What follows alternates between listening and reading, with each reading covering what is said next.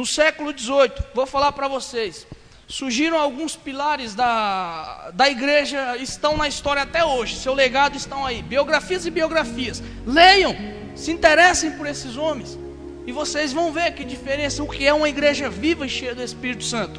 Jonathan Edwards, John Wesley, George Whitefield, Howard Harris.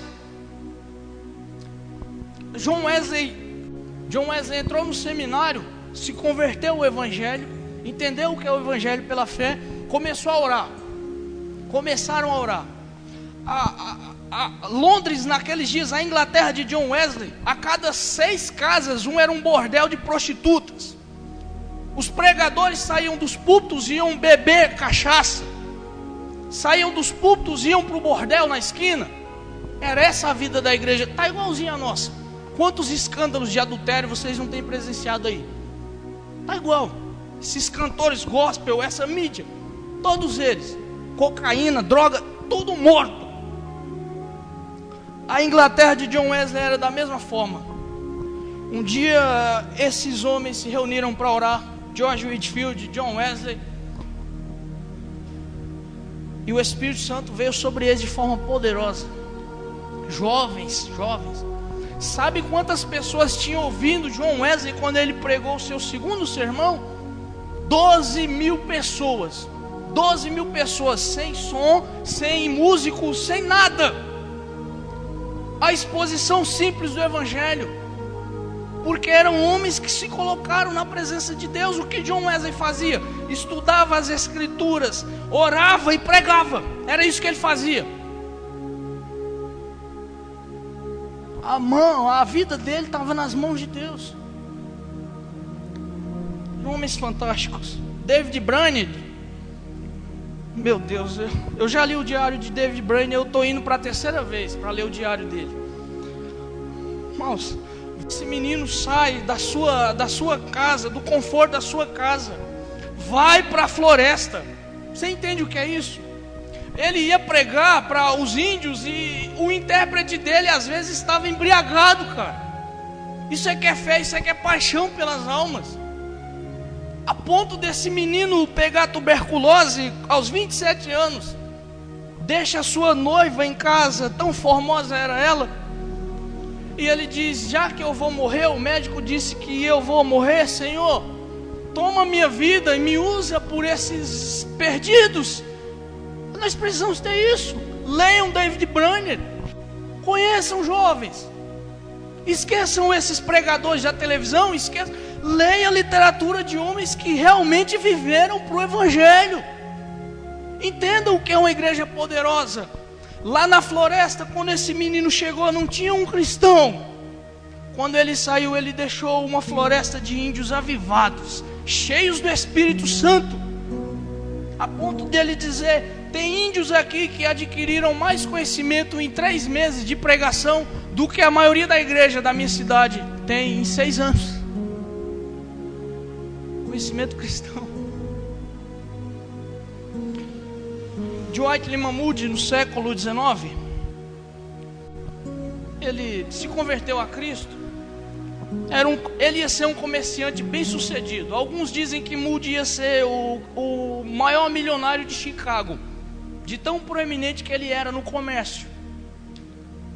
E aí um dia Moody se converte, e um dia ele, com o coração aquecido, ele escuta um pregador simples dizer assim: esse país, esse mundo está para ver o que Deus faz através de um homem totalmente entregue em suas mãos.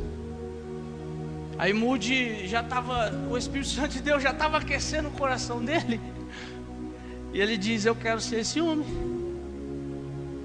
Um dia ele estava pregando, as escolas dominicais de Moody cresciam, senhoras metodistas vieram conversar com ele e disseram: Moody, nós estamos orando pelo Senhor. Aí ele achou estranho e falou: mas tanto pecador, tanto ímpio para vocês orarem? Vocês vêm orar por mim? Aí disseram: não, estamos orando para que o Espírito Santo de Deus encha o Senhor e o Senhor mude a história da igreja. Ele ficou relutando com aquilo e ele foi para casa. O Espírito Santo de Deus começou a mexer na cabeça dele. Sabe o que Moody fazia? Moody andava nas ruas de Chicago igual um louco. O povo dizia: lá vai o louco Moody. E ele, desesperado, ele dizia: Senhor, me enche do seu Espírito Santo, me enche do seu Espírito Santo. E um dia ele estava indo na rua conversando com Deus. O Espírito Santo de Deus veio nele na rua, irmãos, na rua. Ele correu para a casa de um amigo, ele disse assim: mude o que você precisa. Ele disse: eu quero um quarto para mim me trancar. E ele se trancou de manhã e saiu de lá à noite. E ele disse: era tão poderosa, irmão, a unção de Deus, que eu pedi que o Espírito Santo parasse, que senão eu iria morrer. E quando o Moody pregava, as pessoas se convertiam. Por que nós pregamos hoje e não acontece nada? Muito simples, muito óbvio. O Espírito Santo de Deus não está operando. Esqueça. Começa de mim. Eu tenho orado, eu tenho clamado a Deus. Me visita, Senhor. Visita alguém nesses dias. Evan Roberts, 1904, o País de Gales sofreu um poderoso avivamento. O País de Gales era dominado pelo futebol, pela prostituição, tudo isso. Esse menino estava num seminário na cidade vizinha. Ele sentiu um desejo forte de orar.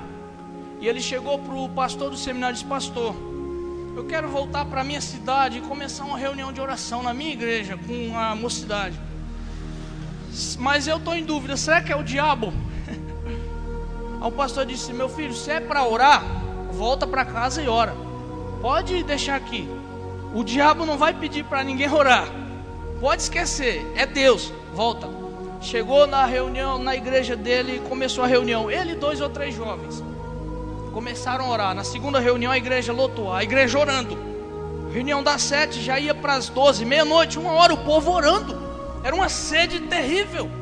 Só poderia ser uma coisa de Deus aquilo lá. Hoje fazemos uma reunião de meia hora, o povo já levanta, cansado. O povo orava 5 horas, a igreja inteira. Que poder, era Deus aquilo. Quando foi no sábado e no domingo, o comércio da cidade parou. Porque as pessoas iam para os bares, os caras começavam a beber assim, ó, nos bares. E Deus mexeu com a cidade, com o país inteiro. Os caras abandonavam, não conseguiam. Tem um dado muito curioso sobre o País de Gales. Dizem que até as mulas pararam de trabalhar. Era uma cidade onde as minas de carvão eram muito utilizadas. E aquelas mulas que costumavam apanhar dos carrascos para carregar o carvão, elas não trabalhavam mais. Por quê? Porque os caras se converteram, tinham dó até de bater nas mulas. De tão poderoso foi o avivamento. Mas não se engane, não foi através de crentes sem compromisso, descompromissados. Agora, se vocês quiserem e preferirem, como eu disse, ficar com essas pequenas coisas, a escolha é de vocês. Vocês podem, Deus pode levantar homens aqui, novos Elias, novos David Brainerd, novos John Wesley.